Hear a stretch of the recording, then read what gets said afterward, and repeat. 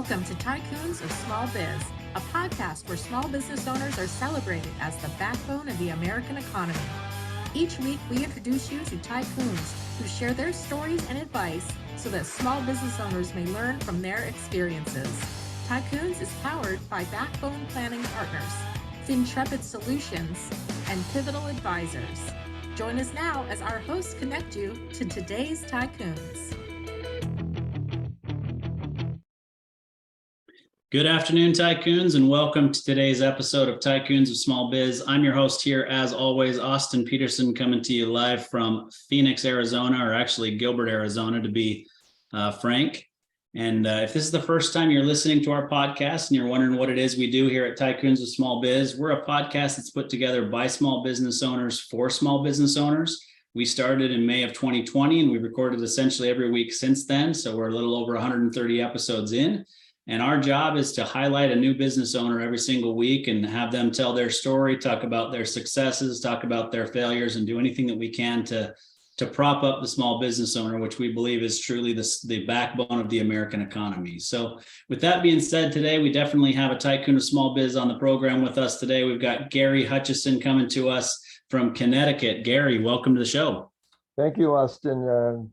Thank you for having me on. It's a pleasure to be with you. I got to tell you, I never consider myself a tycoon by any means. I don't think anyone who knows me would consider me to be a tycoon as well. But anyway, I'm happy to be here, and whatever I can talk about as far as our story and what we've done, I'm happy to do that as well.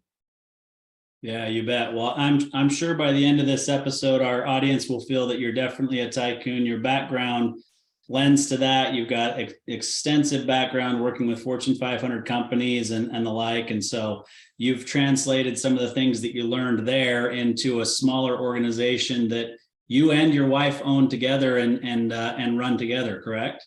That is right. We bought the company about 15 years ago.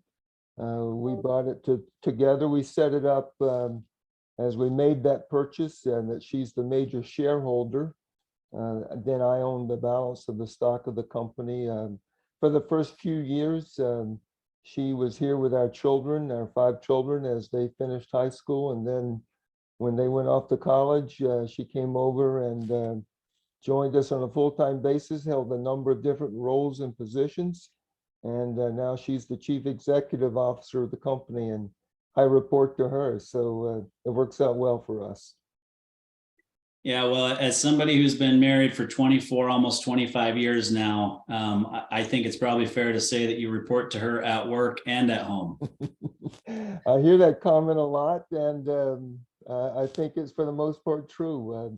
She certainly takes the lead here in a number of things as far as our activities and the things that we do, and that's a good thing.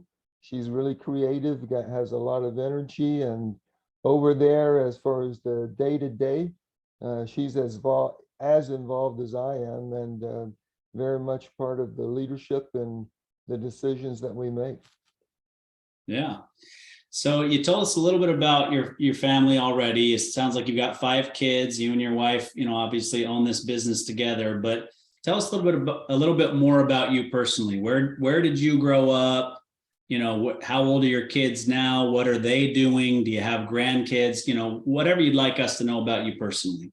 Yeah, it is a lot of what we do and think about. It's certainly family-based and family-centered. All of our children are grown and gone, as I mentioned. Our oldest is here in Connecticut with us. Actually, her husband, our son-in-law, is with us in the company.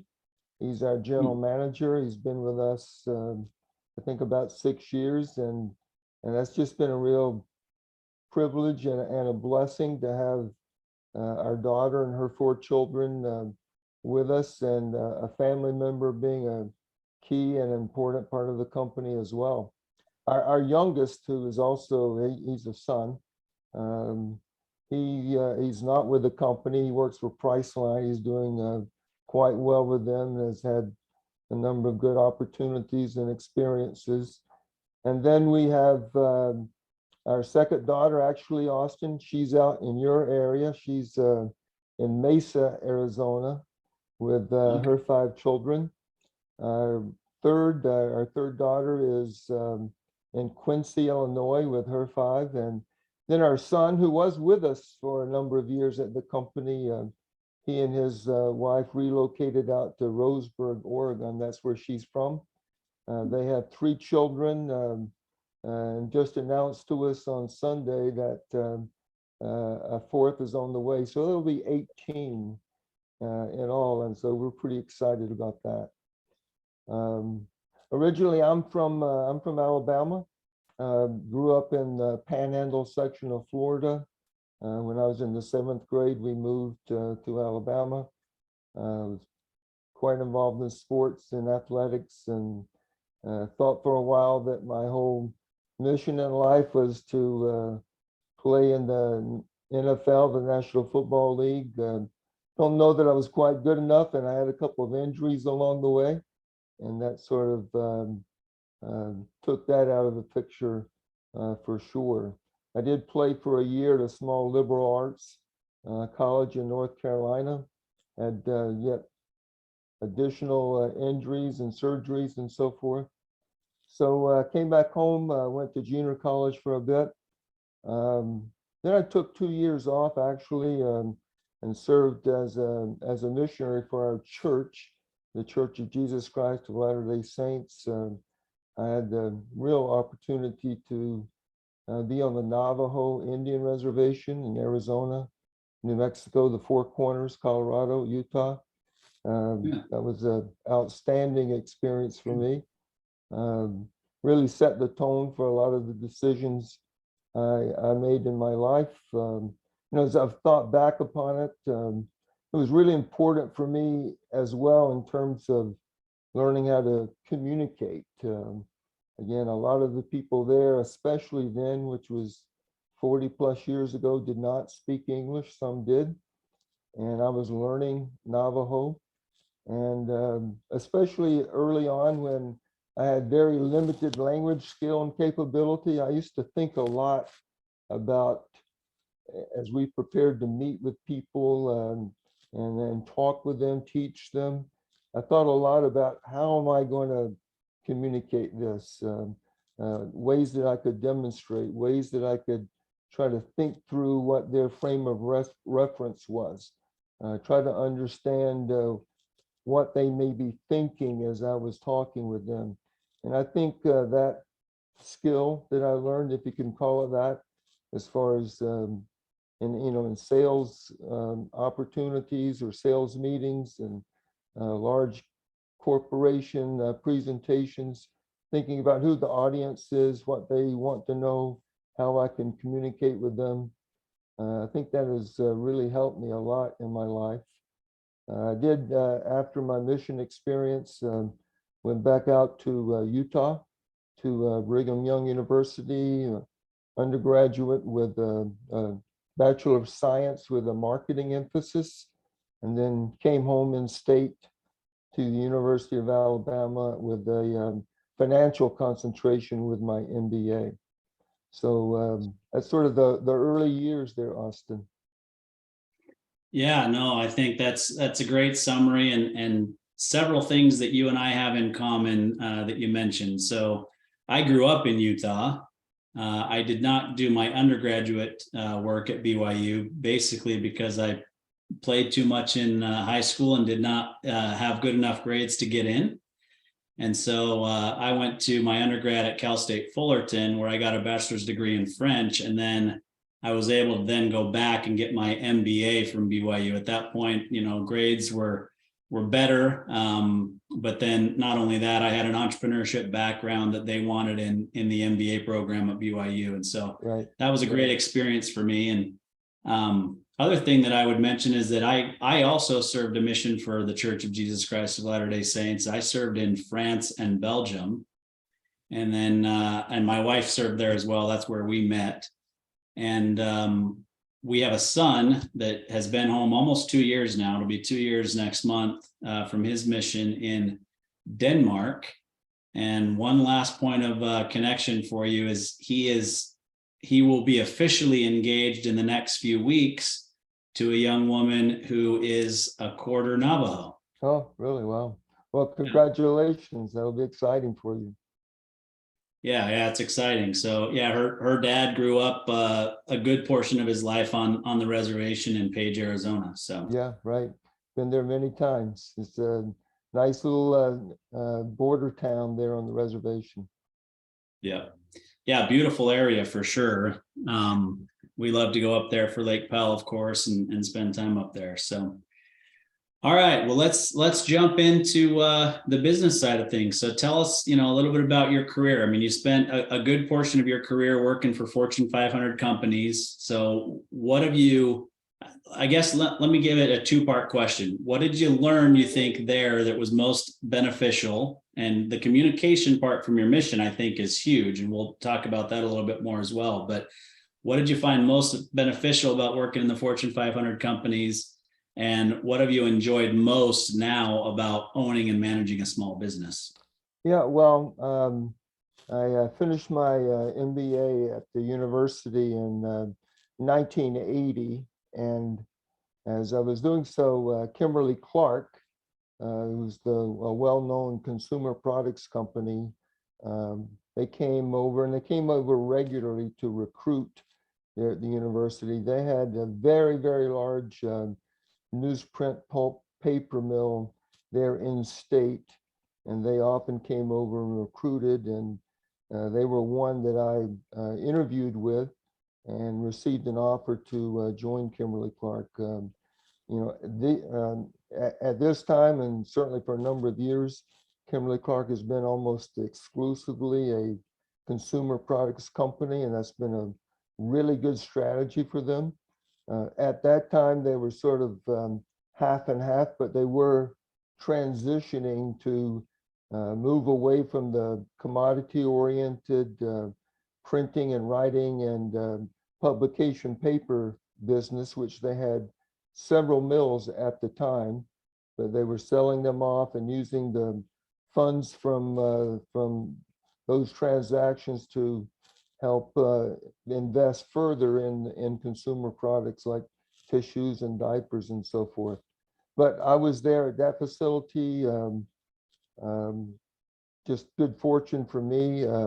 The vice chairman of the board of directors of Kimberly Clark and the chief operating officer had his primary residence and an office there at that facility. And a couple of years later, I was invited to join his staff and work with him for a couple of years. And he really helped me quite a bit, and moving me into other divisions, getting into marketing. And that's what a lot of my background was then, marketing, product management, those kinds of things, which again has really helped me a lot in the last 15 years, learning all about value propositions and how you differentiate your company, your products, your services, how you have to think through that really clearly so that when you're talking to a company, and it's really a challenge as a small business like we are,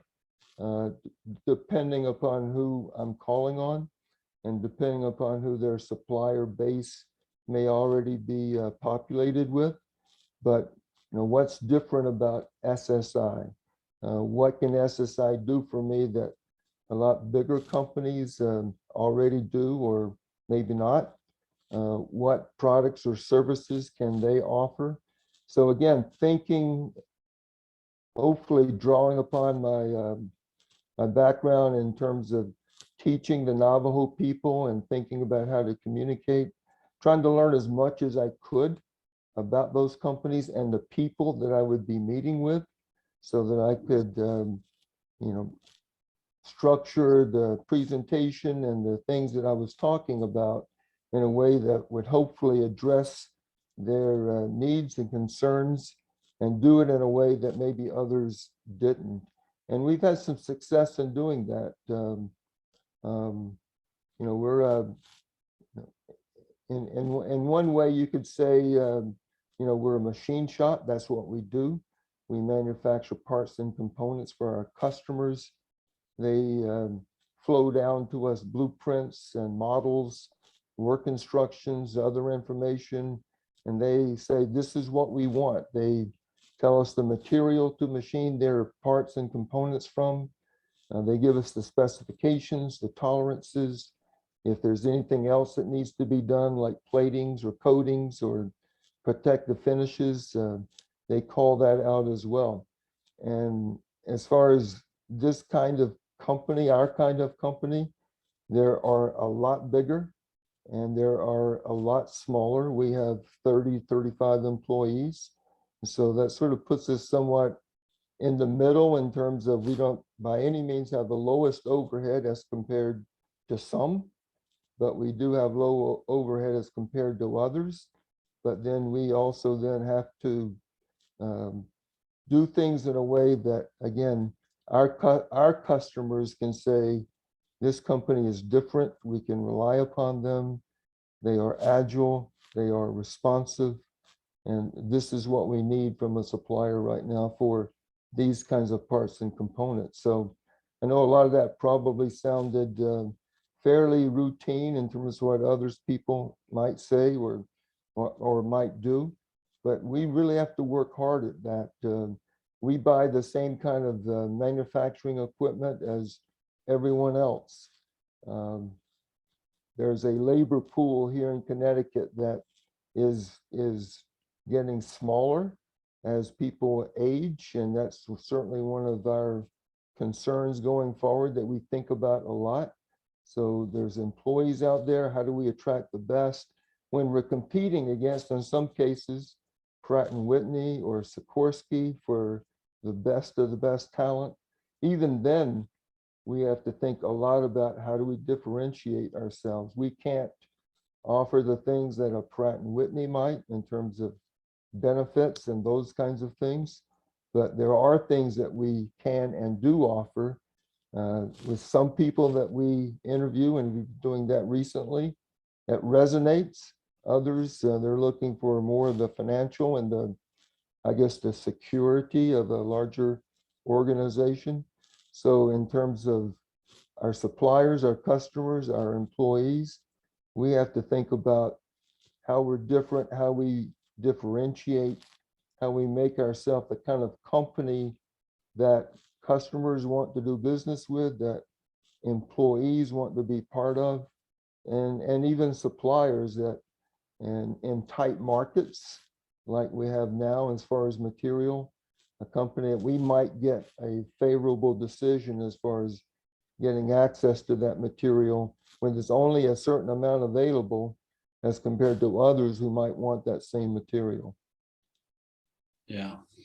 Yeah. I mean, honestly, I think you just went through about, maybe 75% of the main issues that small businesses face day in and day out, right? I mean, it's one of those things where you have to scratch, you have to claw, you have to be creative, you have to be a very good communicator. You have to lay out this reason or many reasons why they should want to do business with you as opposed to Sikorsky or some of the larger, organizations in your space that you talked about. And it can be a lot of fun. It can be challenging. It can be, this competitive spirit, right? You grew up wanting to be a football player. So I'm sure those kinds of things come out. We had a guest last week or the week before, same thing. He's competing with major, Fortune 500 organizations that are publicly traded, publicly owned. And for him, it's energizing, right? And I'm sure that that's the same for you. Right. In our case, a company like Sikorsky or Pratt and Whitney, I mean, they actually are, our customer or our customer's customer.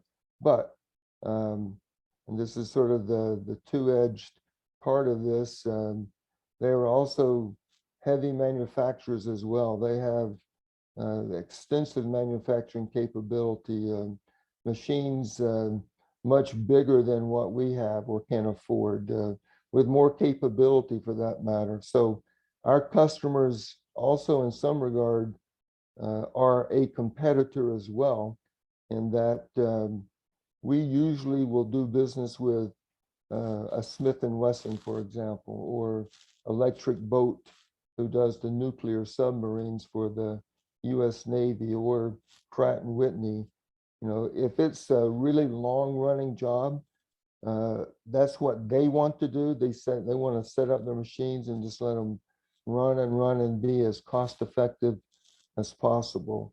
We usually get their orders that are smaller in nature, but significant for us. They typically don't want to run them. We get sometimes really small orders even from these bigger companies, like 2 or even 4 pieces, but they're complex and they're difficult. And we have quite a bit of expertise in that area. And they just don't want to have to deal with that kind of time and effort for just a few different pieces.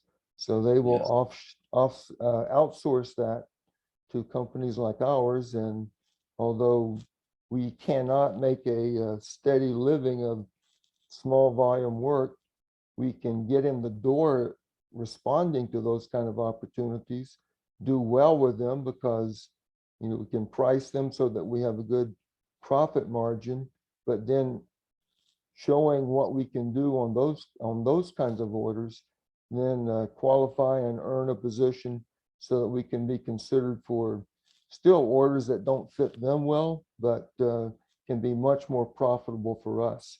So that's actually how we've gotten in the door at a lot of different places, where they start slowly just to give us a try, evaluate us, see what we do, see how we respond. And if things do go well, then they'll start to ramp us up. And for example, like Electric Boat, 5 years ago, we were doing virtually nothing with them. And now they're easily in the top 2 or 3 customers that we have as a company, and getting larger. So it's worked out really well. Yeah, for sure.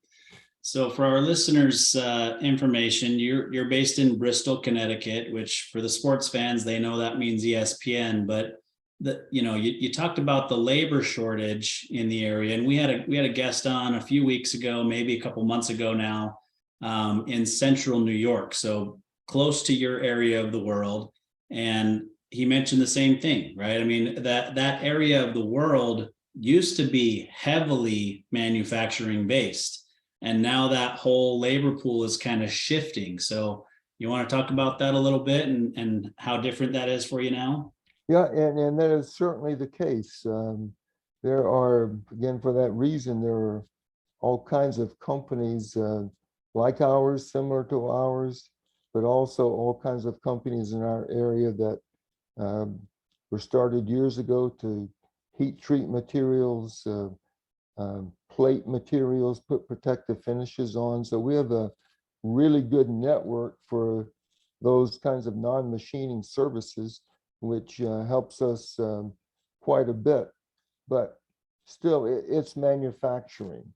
And in this world where software and coding and coding coding, that's where the younger people are interested. That's where they see good opportunities. If it's not that, it might be financial services.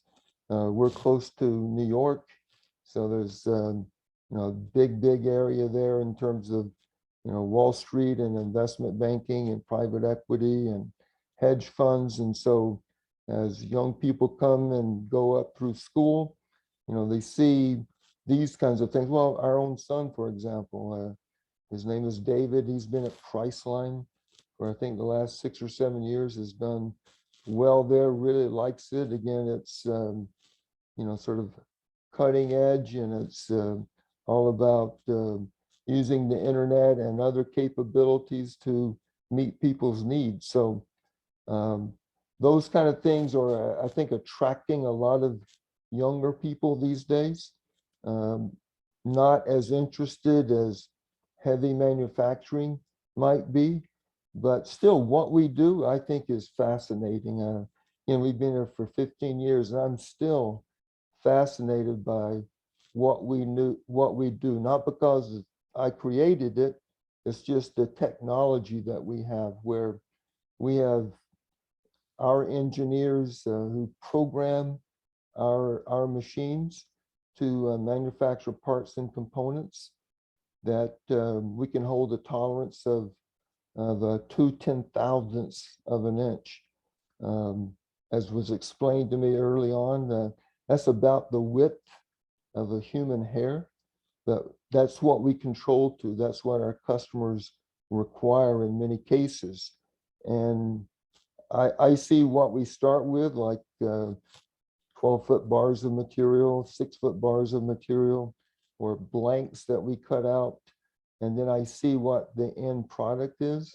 And I know the tolerances and how difficult it's been to go from that bar of material to that finished product.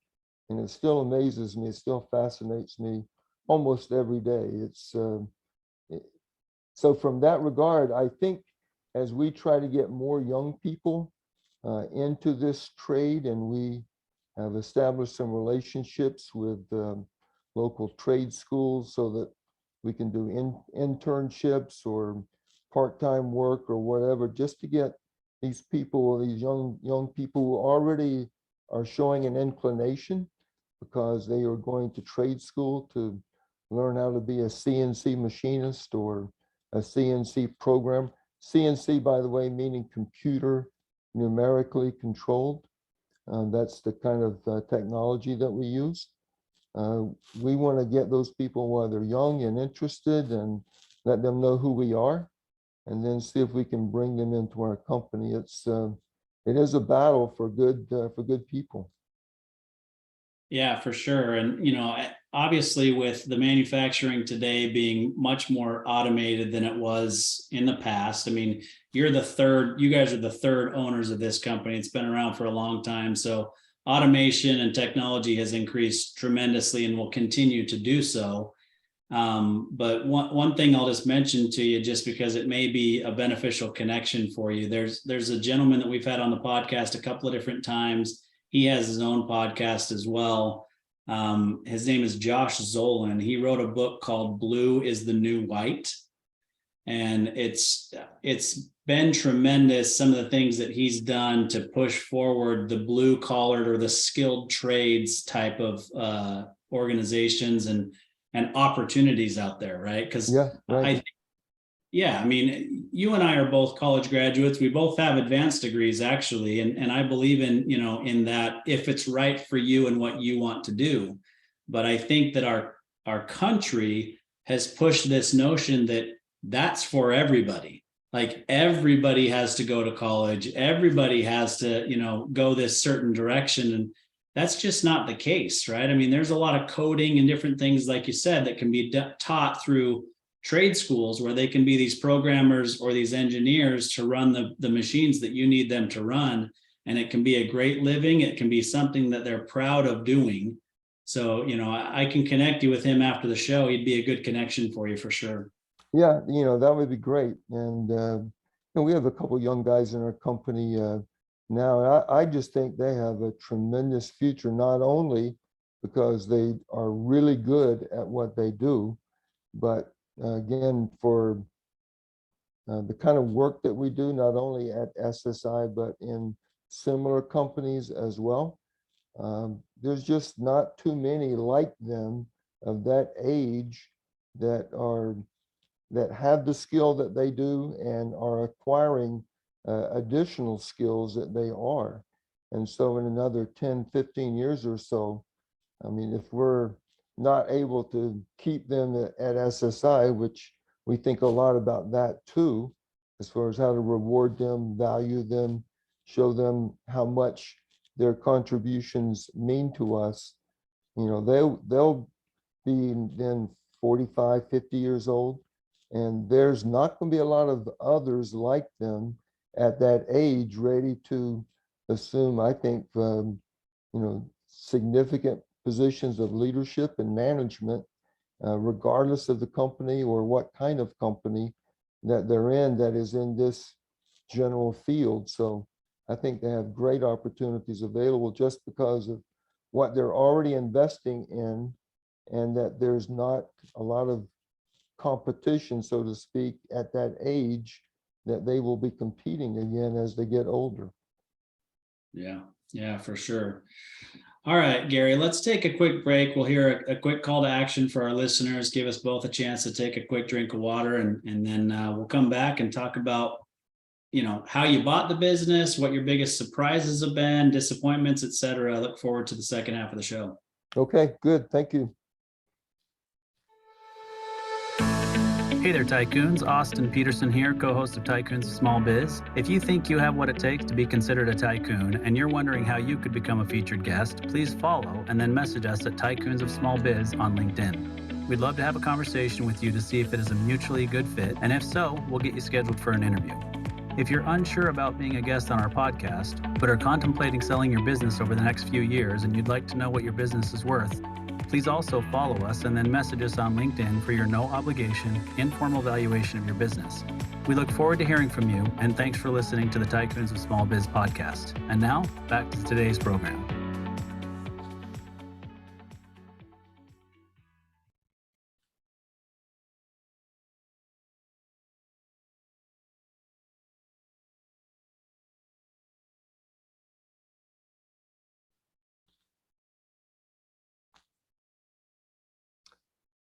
Hey, Austin, I can't hear you. Goodness, I had my microphone on mute.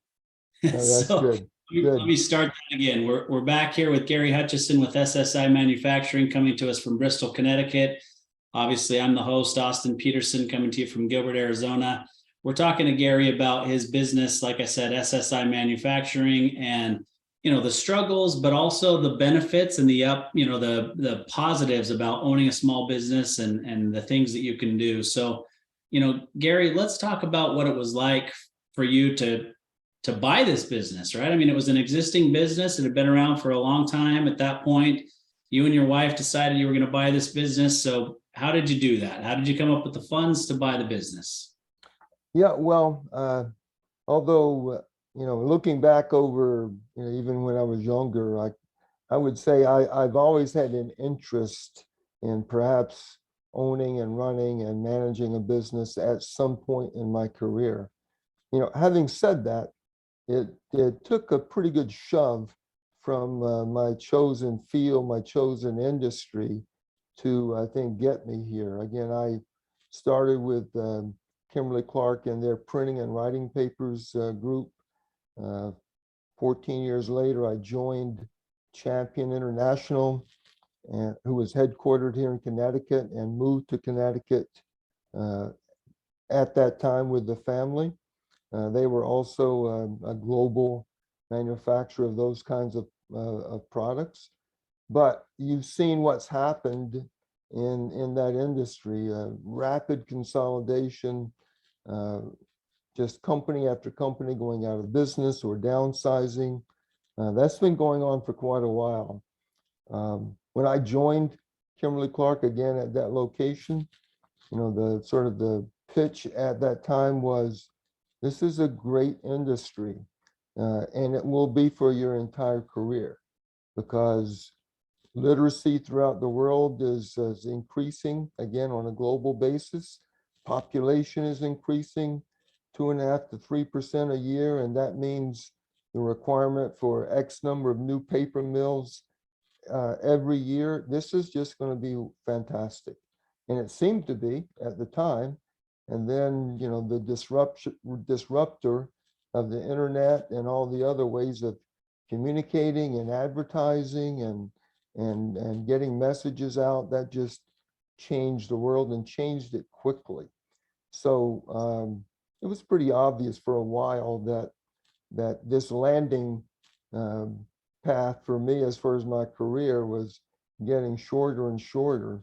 So just trying to be prepared just in case. And I survived a couple of hostile takeovers along the way with Champion and other companies. I was always kept or retained by the acquiring company, but still, it just kept going on and on. There was a period of about 5 straight years where, again, we've been right here in this location ever since we moved to Connecticut, where I said to Penny, my wife, I think this is the year we're going to have to move. And then this year is the year that we're going to have to move. It was just so uncertain as far as what our future was going to be. And The children were in high school at that time, and it was just, it was difficult. So we started to look and think about, okay, just in case, what do we want to do? Or being a bit more proactive to try to have the capability to make those decisions ourselves rather than being the outcome of someone else's decision. We started to look, and the way I did that in a lot of different ways, but the way I came across SSI, there was a website that was a meeting place for buyers and sellers of small businesses. And I registered with that site and checked several things as far as criteria that I might be interested in. One was manufacturing. That's all that I had known. I did not necessarily want to be looking for a service company. Not that there's anything wrong about that. It's just I wasn't used to it, and it wasn't what I'd grown up doing. So other criteria were location and proximity and size and the ability to maintain a certain standard of living that we had been able to develop. And for probably a year, those email would come into my inbox. Here's something that looks like it might fit. And for the most part, I would just glance at them and delete them. I think Penny in some cases would even look at my email before me, and she would delete them before I had a chance to look at some of these things. But finally, SSI Manufacturing came along, and it met all of the criteria. We're about 30, 35 miles away, so I have a bit of a commute, but it's okay. I've been used to that anyway. So followed up on that, met with the owner on several occasions. One of the biggest parts, obviously, was arranging the financing. We did not, we had something to work with, but we sort of pulled everything together. It was a combination of our savings, of 401k plans, of an SBA-backed loan, and seller financing as well. So those four sources, we pulled all that together over a period of time and finally got to the point where we could make it happen. So from the time I first saw SSI on that website to the time we closed, I think it was about 15 or 16 months. It took a while to do all the due diligence that we did. Took a while to get all the financing to come together. A couple of initial options we looked at fell through. So we just kept looking and searching and trying to find something that would work out. And finally, we made it happen. Yeah, I think that's a good lesson for anybody listening. It's buying a business is not for the faint of heart. It's not, oh, I'm going to buy this, and it's pretty easy to put everything in place. Now, if you're a cash buyer, maybe.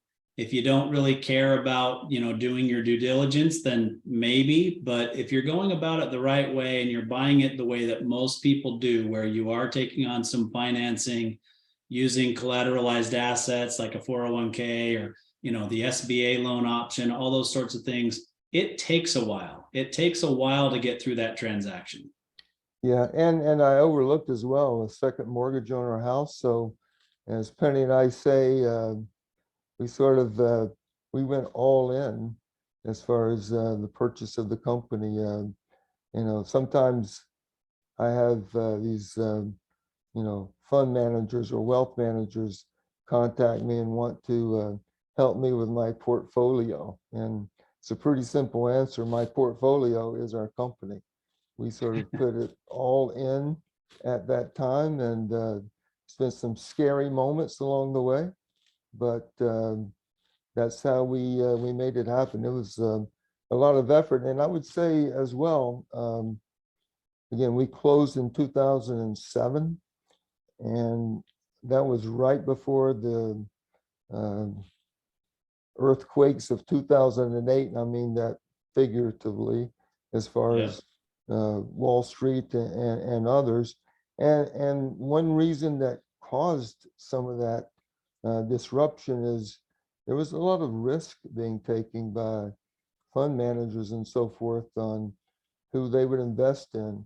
And I look back at it and I say, I look at what the value we got for our second mortgage. I was shocked even at the time that we got that much value for it. So there was a willingness, which worked out well for us, to loan a lot at that time. Now we were able to repay that loan and get that behind us, but we were helped by that risk. People just being willing to make those kind of bets, if you will, on small companies or small businesses or whoever. Whereas a year later, that would have never happened. Yeah, that's true. And I think it's a good lesson to realize that, everybody kind of looks at 2008 and says some of the same things that you just said, right? I mean, they were taking risks that maybe they shouldn't have, which is true. But it also allowed good risks like you and Penny to be able to do some things that have benefited you, your family, but it's also benefited the local economy. So there does have to be some sort of balance, right? The difference was they were making those bets on people who weren't good risks. That's the difference. Right. And we, again, even then, trying to think about what they were looking for, what would make them comfortable, what would make them inclined to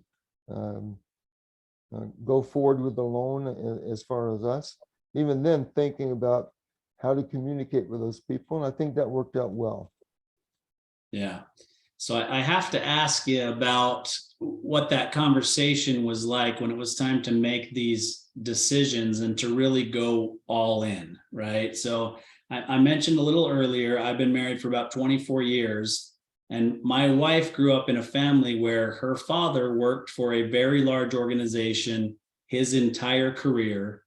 He's now 92 years old. He and his wife have been married for 70 years. He's been retired longer than he worked at that organization, still has a very strong pension, still has retirement funds, still has, all those kinds of things that come with stability, right? And so tell me what that conversation was like when you and Penny made the decision to go all in. You literally risked everything that you had at that point. And she could have easily just said, okay, the paper business, it doesn't look great, but there are plenty of other businesses that your skills would apply to, Gary. Why don't you just go get that job? So tell us what that conversation was like. Yeah. And again, it wasn't just over the course of one evening or one weekend.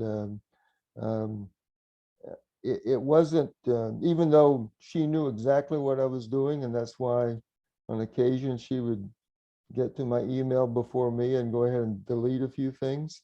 So she knew what I was doing and why, but it didn't get really, and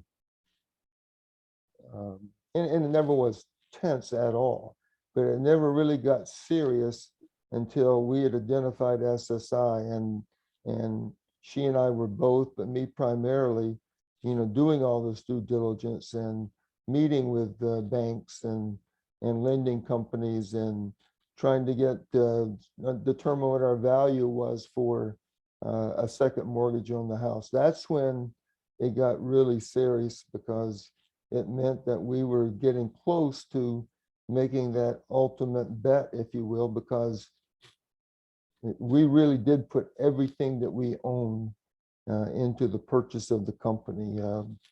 In the last 15 years, we've had some really good times and we're doing really well now.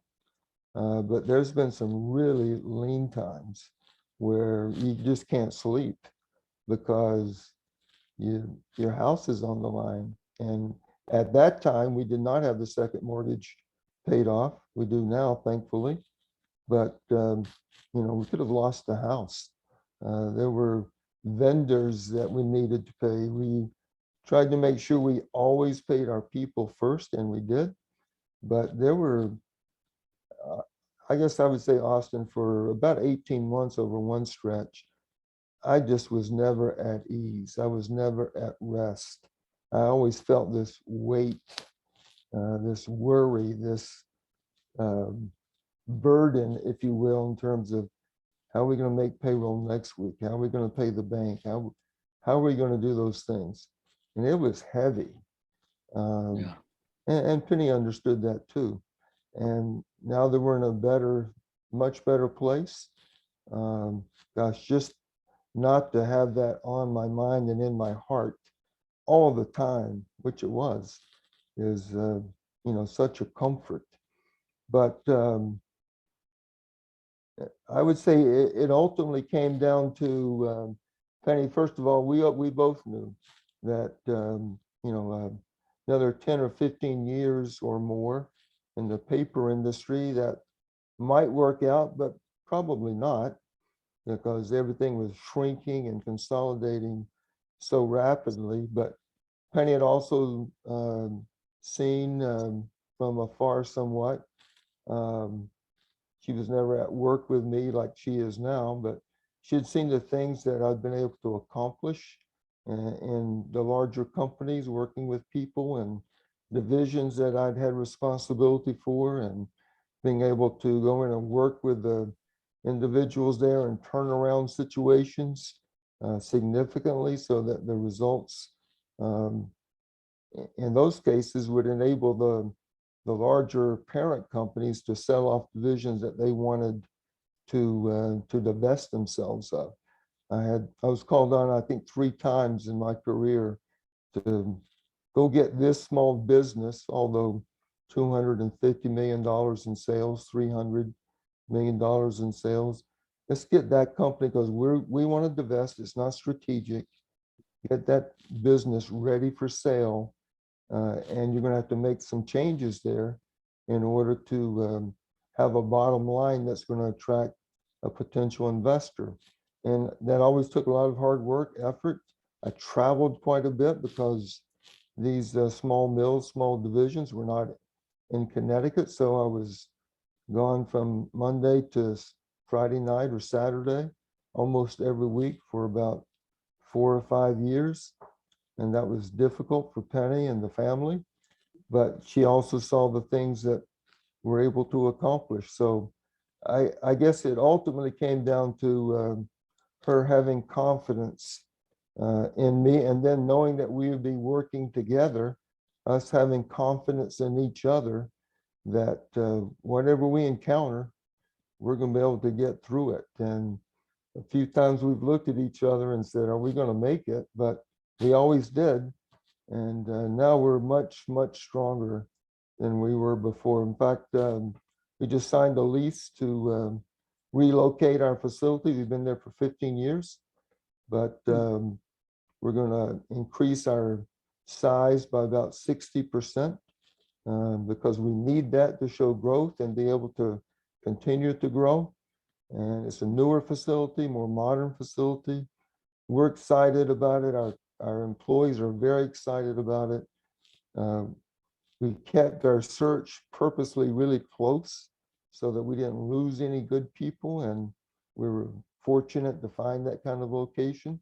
So we're going to relocate at the end of the first quarter of next year, and that's going to be really disruptive in a very difficult, or I should say very busy time, because we're really busy right now. It's going to be really disruptive to pick up all of our machines and equipment, move them over to this other location. But when we get through that, we're just going to be really well poised for the future. Yeah. Yeah, it takes difficult decisions to move things forward, for sure. And it's constant. I mean, like you said, 15 years you've been in the same facility, and who knows how long, SSI was in that facility before you bought it. And now all of a sudden you're making a pretty big move, even though it may not be a long distance move. You're making a pretty big move that's disruptive to your business, but you're doing it with an eye on where does this take us from here? Yeah, and it just couldn't be a long distance move, because as I say all the time, and it's absolutely the truth. We are unique. We are different. We have a niche that a lot of people um, can't meet us at in terms of the kinds of materials that we machine. They're very, very difficult for the most part. We hold, I guess my elevator pitch, if you will, is we machine parts and components that have very complex geometries held to very close tolerances, and machining not only from aluminum or steel, but from some of these nickel alloys that are corrosion resistant and extreme temperature resistant. And the qualities that make them resistant to all those things make them also really difficult to cut. But our people have experience doing that. They are really good at it. And we move away from that location, we move those people, we lose those people. When we first bought the company, again, we live in Newtown, Connecticut. Bristol is where the plant is. There was some concern we were going to relocate down to be close to us. Well, that we would have been out of business a long time ago, because I can't program anything, I can't run any machines. It's the people that make us special, and that's why we wanted to keep it really close, that we would keep that core group. Yeah. Yeah, very, very smart decision. As they say, your most important asset of your business walks out the door every day at 4 o'clock, 5 o'clock, whatever your shift is. And there's so much truth to that. Yeah, and for the reasons mentioned before, again, if you're a really good CNC machinist or a really good programmer, there's a lot of people that would like you in their company. And we're very cognizant of that. And so Penny and Adam, he's our son-in-law, our general manager, we talk a lot about, these are our bedrocks. These are our cornerstone. These people are the people who make our company, set us apart, make us different, make us better. We're fortunate to have them. We value them. How can we always make sure that they know that, whether it be financially or otherwise? And there's other ways to make them know those kind of things. So it's a business. We have to make business decisions, but we also want to and try to have sort of a family feel to the company as well. And I think we do. Most people tell us that they sense that, feel that, and like that, rather than just some cold environment where, the boss doesn't know who they are, or never spends any time out on the floor, or never talks to them about what's going on. We do. Penny does, I do, Adam does, our other managers do. So we try to instill that kind of environment, that culture, as far as our company. Yeah, for sure.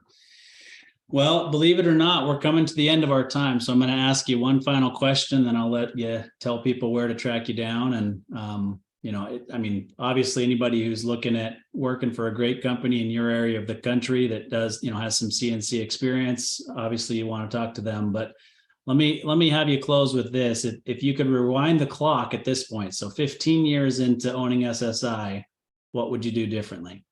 Well,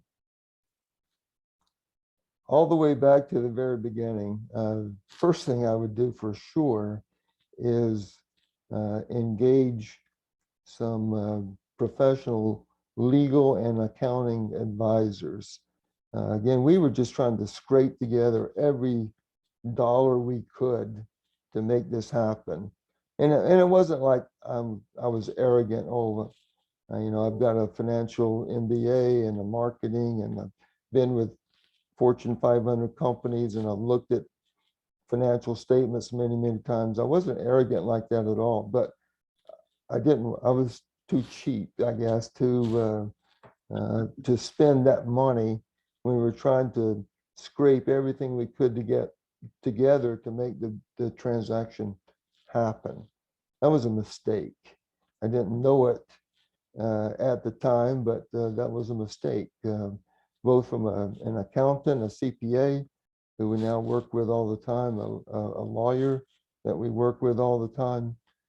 Those guys would have been so helpful if we'd have gotten them involved up front and could have helped me avoid a few things later on that I've had to deal with since that time, because I was somewhat naive in what I was agreeing to, and the way we structured the new company. That would be one for sure. Another one would be, we didn't really talk about this, nor did I really want to talk too much about it, but I would have done more due diligence on because the way we did it also is we bought it from a fellow and he became our 10% equity partner. So he stayed on, and that was good. I didn't know anything about that business. He did. I thought that would be really good to have some continuity and to have some like inside information and direction on some key decisions. Should have done more due diligence with him, and I should have also had a tighter performance agreement in terms of not only his activities at the company and the things that he did, but how he behaved as well. He was supposed to stay on for 3 years. I think he was there for 6 to 9 months. He's just a very different person than me and managed the company in a very different way. He was successful, so I'm not saying he was wrong, I'm right. It was just completely different perspectives on managing people and working with people and communicating with people. Should have done more of that as well. I mean, that's right from the very beginning, Austin, but those would have really, both of those would have really helped out going downstream. Yeah, I mean, honestly, both of those are really important messages. The second one that you said, that due diligence is key, and there can be very, very good reasons to keep an owner on, because it can provide continuity, it can provide an additional benefit. It's beneficial for them too, because it may provide, a second bite at the apple, so to speak. There's opportunities there, but you got to make sure that your philosophies are lined up, or there's an understanding of what it is that you're going to each accomplish, and setting really smart bogeys for each to hit to lead you in the right direction. So very good point there. And then the second, or the first point actually that you made, I couldn't agree with you more. I mean, the reality is, if anybody's listening to this program and they're getting ready to start a business, or they already own a business and they don't have these main people in place, so a CPA, an attorney, an insurance agent, a banker, and a financial advisor. And I'm going to point that out there because you mentioned people are calling you saying, let me help you with my portfolio. There's a difference between a financial planner and an investment advisor. There aren't a lot of them, but there are financial planners throughout the country who specialize in working with business owners and help to be the quarterback of that team of 5 people that I just mentioned, to make sure that everybody's rowing in the right direction. That's the right direction for the business. So everybody should have those 5 people on their team. Yeah, didn't start with that group. I quickly realized that that's advice, that's expertise that I just didn't have, I would never have on my own, that I needed to get that kind of direction and guidance on as quickly as possible. And really, as the previous owner, my previous partner, and I began to separate, that's when the attorney came on and really helped. Our CPA was involved. He really helped untangle all of those things, and we've kept both of them ever since, and it's been great. Yeah. All right. Well, Gary, we're out of time, so just tell the audience how to track you down if they want to get in touch with you or your company. Yeah, so I'm on LinkedIn. I think that's how you first found me, Austin, or contacted me. It's Gary Hutchison, SSI Manufacturing Technologies in Bristol, Connecticut. My email address is fairly long, is GHUTCHISON. There's not an extra N. HUTCHISON at SSI Manufacturing, one word spelled out, .com. Perfect. Well, Gary, really appreciated the conversation. I think that anybody who's listening to this episode would agree with me that you are, in fact, a tycoon of small biz. You guys have built a great organization. You've learned some things along the way. Every business owner does, but that doesn't detract from what you guys have been able to accomplish and what you've built since 2007 taking over. So I really appreciate you being on the show. Well, again, thank you for having me. At first I thought, how are we going to keep an hour? How are we going to make an hour and fill that up? But it did go by very, very quickly. Yeah. Well, thanks again. And I wish you and yours a very happy Thanksgiving. Thank you. You too as well. You've been listening to Tycoons of Small Biz, a podcast for small business owners by small business owners. Join us every Tuesday at 1 p.m. Arizona time for an introduction to another great tycoon. And be sure to follow us on our social media channels for links to all of our episodes and great content.